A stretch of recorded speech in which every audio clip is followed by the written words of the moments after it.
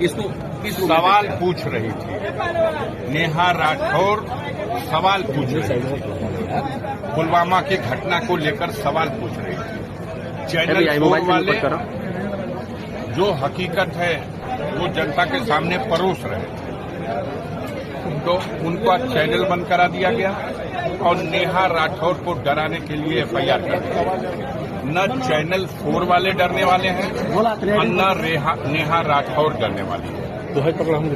कुछ सवाल थे, अब तो ऐसे ऐसे सवाल हैं और पूरे देश के लोग देख रहे हैं कि अगर सरकार जवाब देने में विफल है तो वो अपनी खीज निकालने के लिए अपने शक्ति का दुरुपयोग करते हैं। तो क्या ये सही मानते हैं इस चीज एफआईआर लिखे जाने को? बिल्कुल गलत मानते हैं, घोर निंदा करते हैं। लोकतंत्र की व्यवस्था है, बाबा साहब भीमराव अम्बेडकर ने संविधान में ये अधिकार दिया है।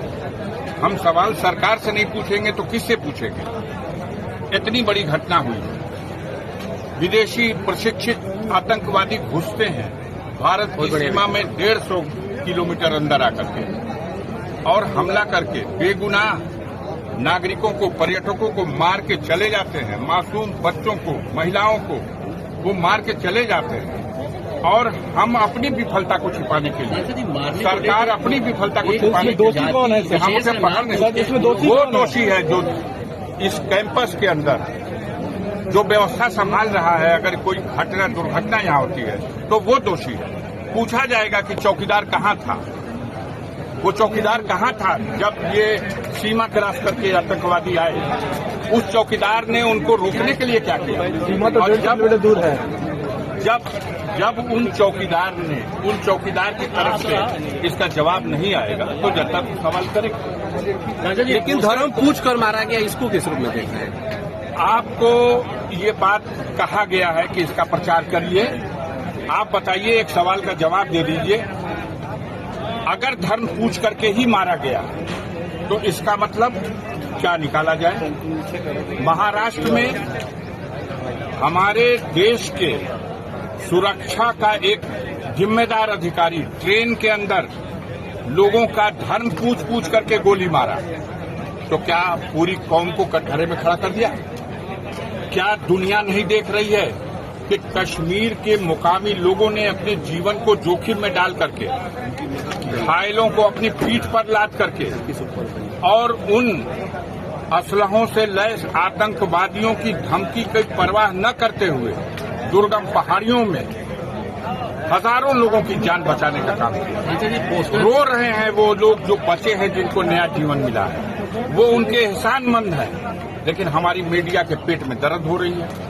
धर्म पूछ के मारा, उनका मकसद था धर्म के नाम पर नफरत बढ़ाओ और इसका प्रचार करने वालों का भी यही मकसद है कि धर्म के नाम पर नफरत बढ़ाओ। देश कैसे मजबूत होगा? देश की एकता के सवाल पर सोचो। इसका उत्तरदायी कौन है? इसका उत्तरदायी व्यवस्था चलाने वाले लोग हैं, सरकार है। जिस सरकार की ये नाकामी है, जिसने सारे देश में ये ढिंढोरा पीटा कि कश्मीर में ऐसी कानून व्यवस्था है कि परिंदा पर नहीं मार सकता, और कश्मीर में इतनी बड़ी घटना हो गई और हमारा प्रधानमंत्री बिहार में जाके वोट मांग रहा है।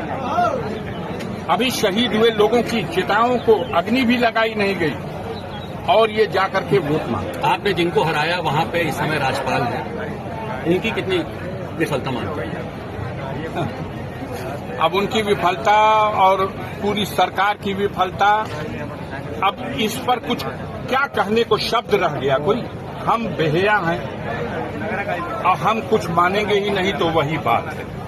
इन लोगों को तो चुल्लू भर पानी में डूब मरना चाहिए, जिनके आह्वान पर सारे देश के पर्यटक वहां गए, उस जम्मू कश्मीर की वादियों में सैर करने गए, अपने परिवार को साथ लेके गए। हमें तो ये भी पता चला, आज द हिंदू अखबार ने लिखा है कि 3 घंटा पहले केरल हाईकोर्ट के 3 जजेस भी अपने परिवार के साथ वहां से गए थे, जो पिकनिक करने, वो लोग वापस लौट गए। बड़ा हादसा हो सकता था, क्योंकि उन जजेस के ऊपर ये भी उस स्टोरी में आ रहा है। मैंने उसको देखा कि उन्होंने केरल में किसी जघन्य घटना के लिए जिम्मेदार आरएसएस के कैडरों को सजा दी थी और वो कश्मीर घूमने के लिए गए थे। जहां अटैक हुआ है वहां से वो घूम के 3 घंटा पहले वापस गए। सारी सुरक्षा कैसे हट जाएगी भाई?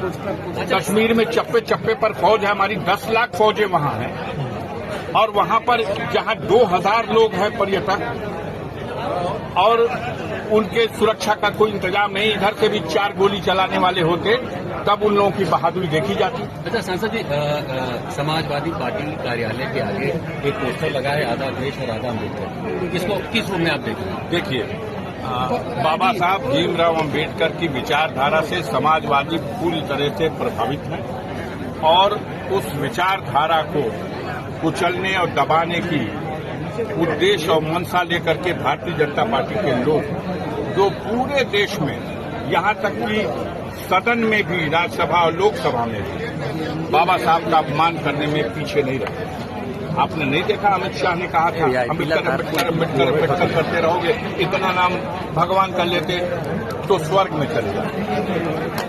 आज देश का पढ़ा लिखा नौजवान, बेरोजगार, आम जनता बाबा साहब भीमराव अंबेडकर के संविधान के साथ जो देश में उसका निरादर हो रहा है, उसकी अपेक्षा उसको दरकिनार किया जा रहा है, उससे दुखी है। समाजवादी पार्टी पूरी तरह से बाबा साहब और उनके संविधान के प्रति अपनी आस्था रखती है, कटिबद्ध है, पूरा सम्मान। बिल्कुल बिल्कुल।